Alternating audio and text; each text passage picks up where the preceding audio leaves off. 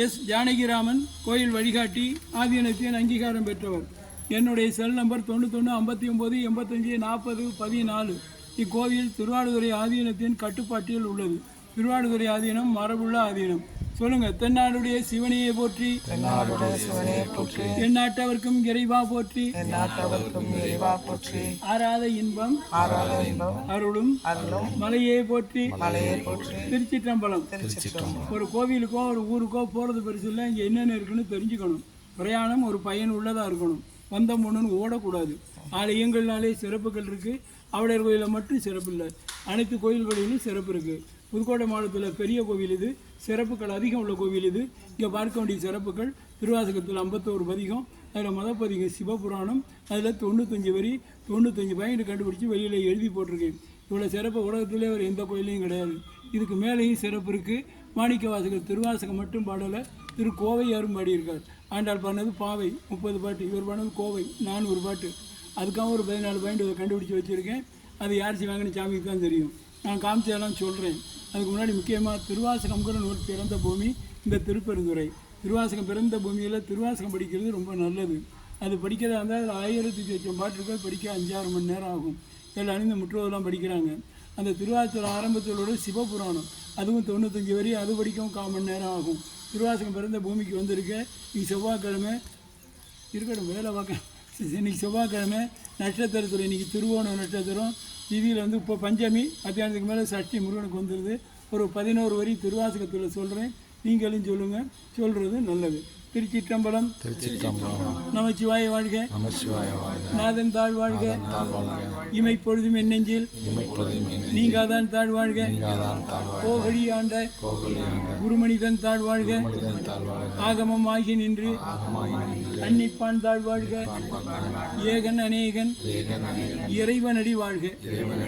வாழ்த்தியாச்சு போற்றிக்கு போயிடுவோம். ஈசன் அடி போற்றி, எந்தை அடி போற்றி, தேசன் அடி போற்றி, சிவன் சேவடி போற்றி, நேயத்தே நின்ற நிமலன் அடி போற்றி, மாய பிறப்பருக்கும் மன்னன் அடி போற்றி, சீரார் பெருந்துரை நம் தேவன் அடி போற்றி, ஆராத இன்பம் அருளும் மலையே போற்றி. திருச்சிற்றம்பலம்.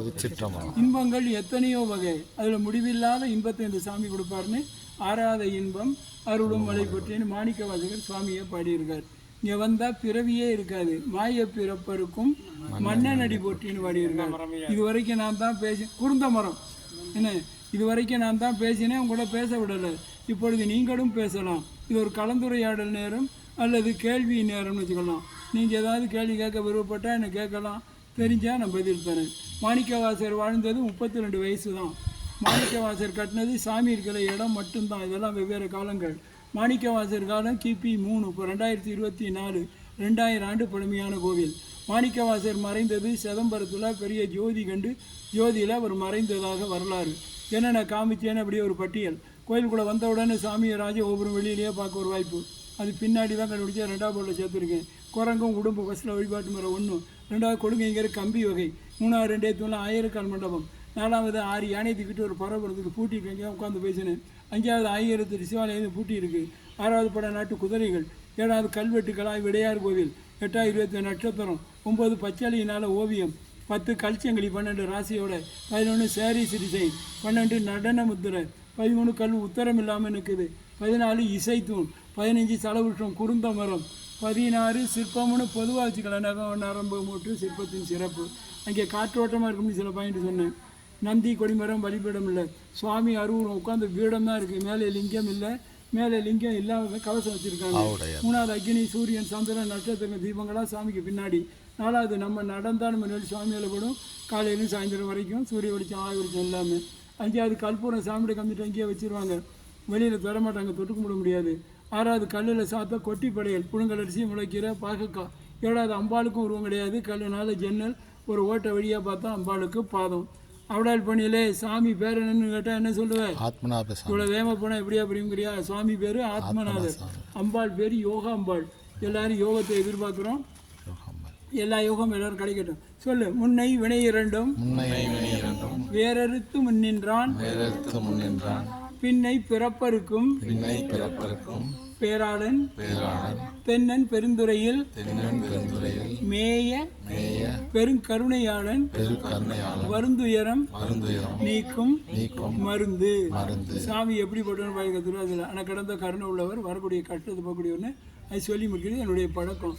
எந்த கோயில் போனாலும் சாமியை மட்டும் பார்க்கக்கூடாது. எங்கே போனால் தீர்த்தம் பார்க்கணும். இவ்வளோ தீர்த்தம் அக்னி தீர்த்தம். இது போனால் செலவு பார்க்கணும். இவ்வளோ மரம் குருந்த மரம். இதை போனால் சிவபுராணம் சொல்லணும். நம்ம சொல்லியாச்சு.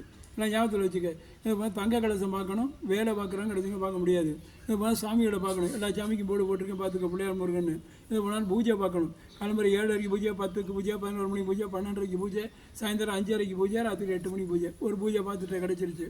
இதுதான் ஆலயத்தில் கருடனை பார்க்கணும். பூஜை பார்த்தா 6, கருடன் பார்த்தா 7. எந்த கோயில் போனாலும் 7 முக்கியம். சொல்லுங்க. வாழ்க வளமுடன், வையகம். அவ்வளோதான். ஆஃப் பண்ணிக்கலாம். எத்தனை அடி ஓடி இருக்கு? கரெக்டாக 6 நிமிஷம்.